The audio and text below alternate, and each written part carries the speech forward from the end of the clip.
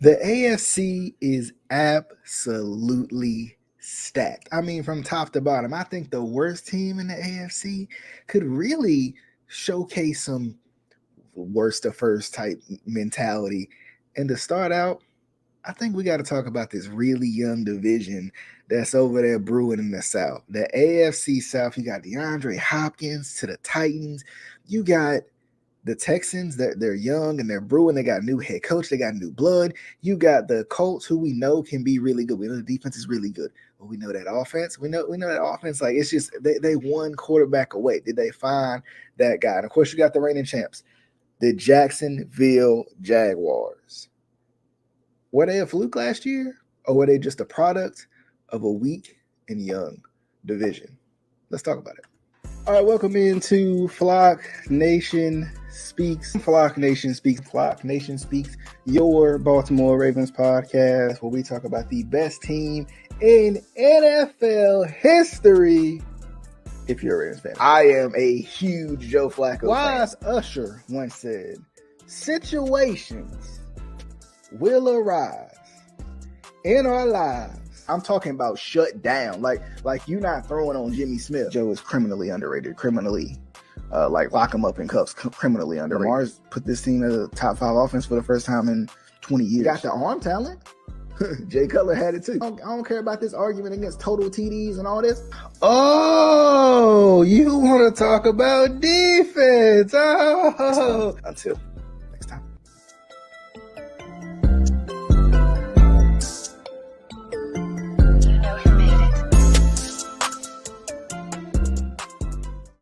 All right, what is going on, good people? We are back at it again. It is Fly Nation Speaks, your Baltimore Ravens podcast, where we talk about the best team in NFL history. If you're a Ravens fan, of course. And of course, if you're looking around the AFC, you're like, man, it's kind of stacked out here. I ain't gonna lie to you, it's kind of stacked.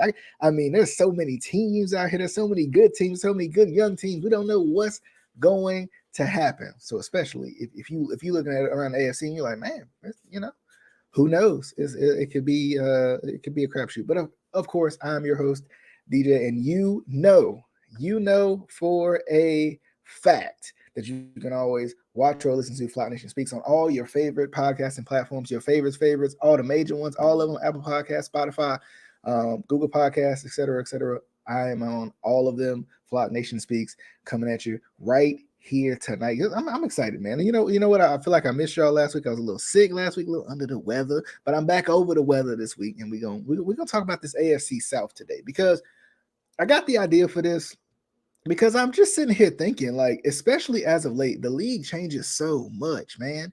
Like, it's crazy to think how much the league changes. It's crazy to think from year to year, players, I mean, they change teams. Players, they change numbers, right? And you sometimes you forget they on that team because they got a whole different number. Like, it's crazy to see like how not only the parity, how much parity there is in the NFL, but on top of that, it's crazy to think like the players that these teams have, and one of the youngest divisions in the NFL right now, it's the South, man. It is the AFC South, right? Because you got rookie quarterbacks, young quarterbacks galore. I think, don't the whole South got rookie quarterbacks? You got the Colts with Anthony Richardson. You got C.J. Stroud on the Texans.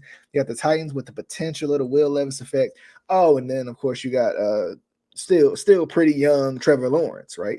You got that as well. So yeah, I think in terms of quarterback and youth, the AFC South is the youngest division in the NFL, but we saw last year, like, the Jaguars, they could get hot. It feels like, for example, like the Colts, they're a quarterback away. That's literally it. Like, since Andrew Luck retired, the Colts have been a quarterback away. And of course, we'll bring it back to how it affects the Ravens as well. But I think sometimes we forget like the changes that these teams have went through, just throughout the offseason, because this offseason is all,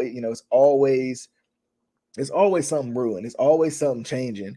And, I just want to take a look, together we can take a look and say, what do you guys think? First things first, the question of this video in terms of football related is who you think's winning the South?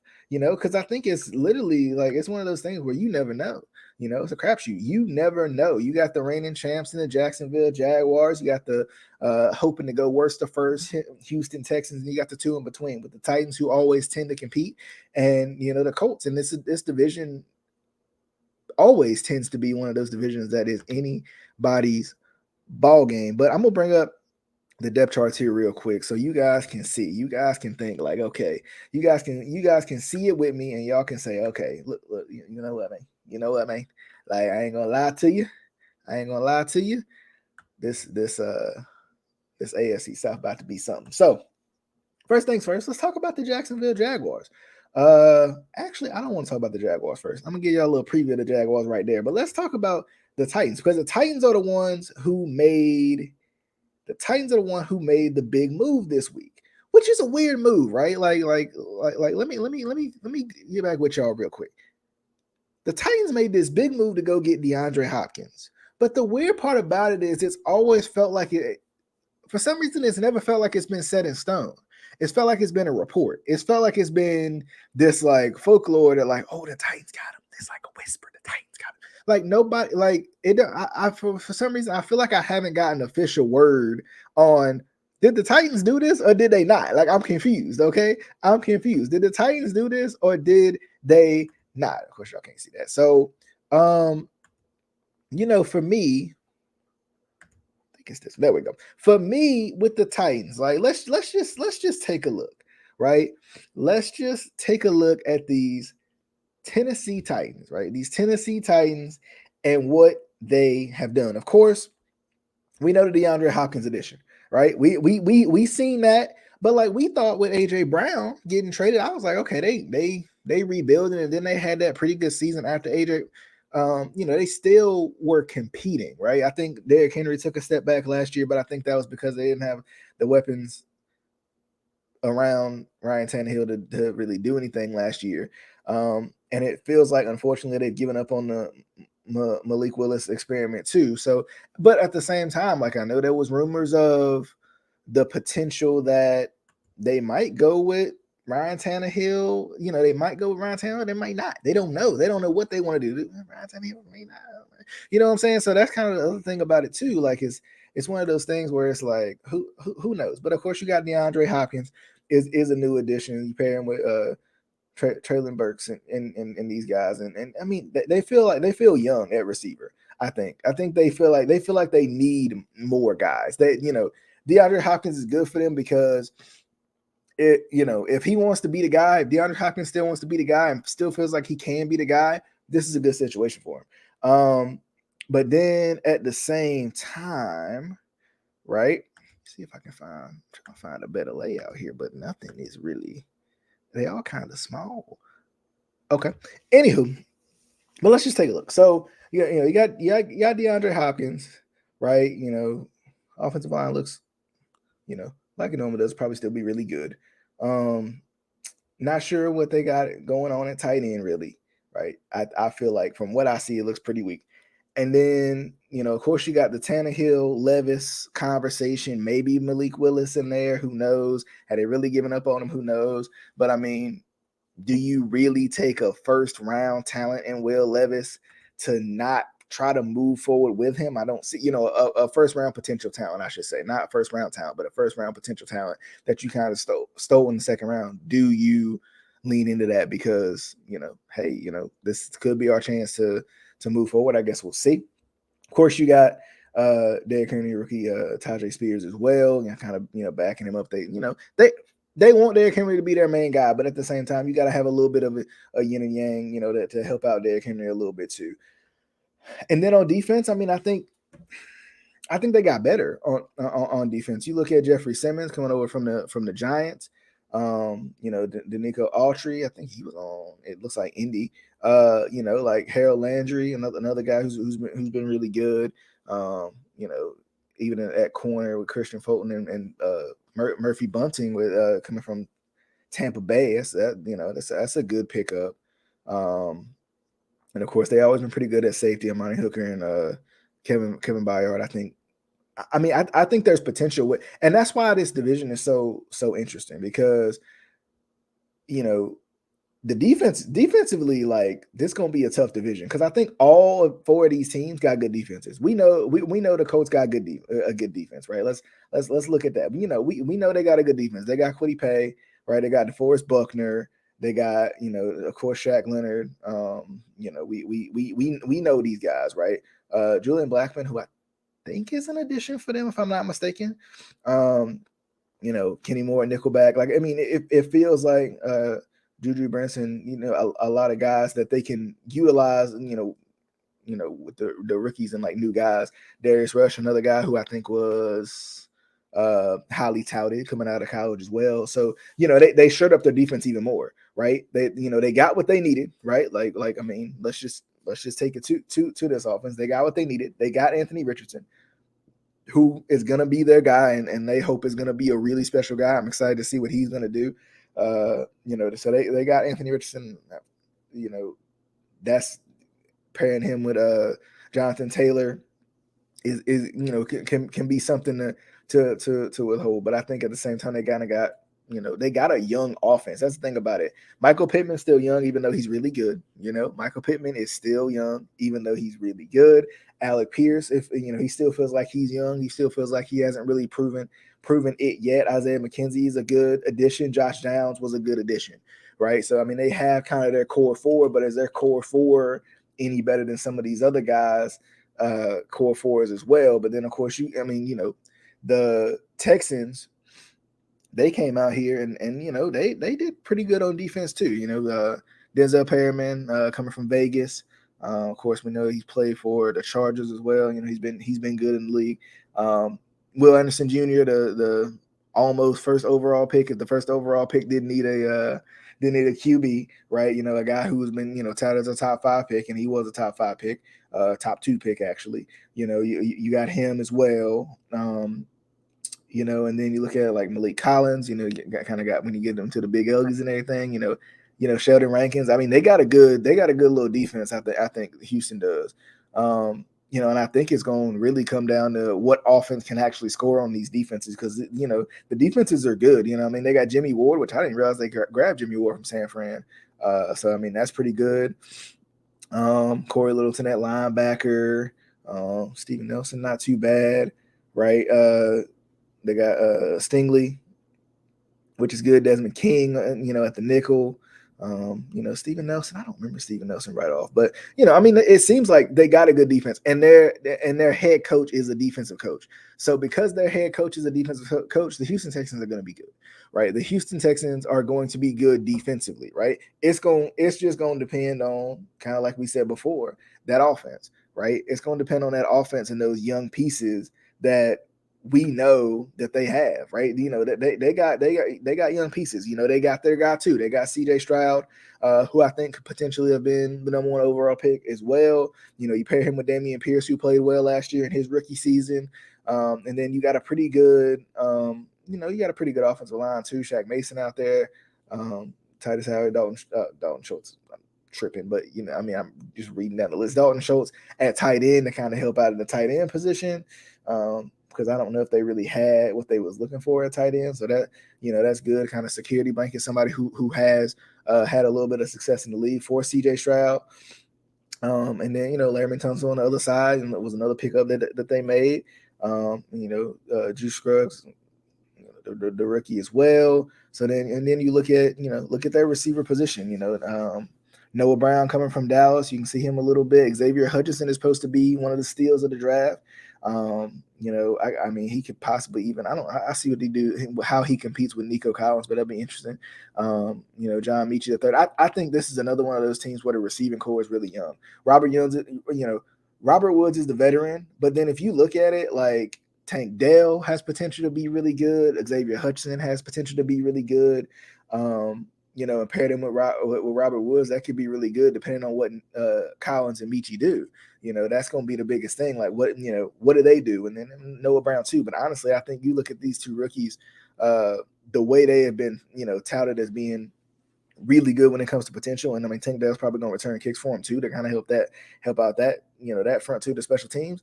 I think, I mean, the Houston still has a young offense. I think that's going to be the thing about the Colts. the Titans and the Texans, right? It's going to be the offenses, the young offenses, the youth on offense. How in the world are they going to, how long is it going to take for these young offenses, these young quarterbacks with these new receivers?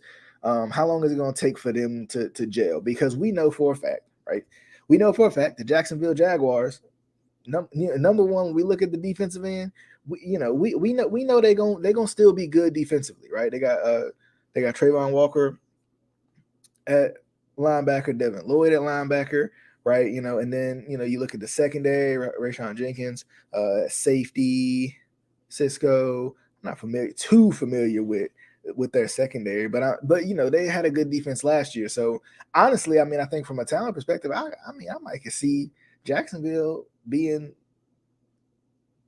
the lowest on the totem pole when it comes to the defensive end. I don't mean they're not going to be good. I'm just talking about when I look at the talent that everybody else has, right? You got a defensive head coach in Houston, and you got the talent that you have in Houston. We know that Indianapolis's defense is going to be good as long as their offense doesn't put them in bad positions. They're going to be good. And the Titans always have a good defense. They always have a scrappy defense. They also have a defensive head coach. So, that with that being said, that's one of those things where it's like, I think Jacksonville could be the weak link when it comes to the defensive end. But on the offensive end, they're the most experienced, right? Like let's be honest. They got the most experienced receiving core out of everybody. Of course, we know DeAndre Hopkins for the Titans is the kind of elder statesman of all these guys.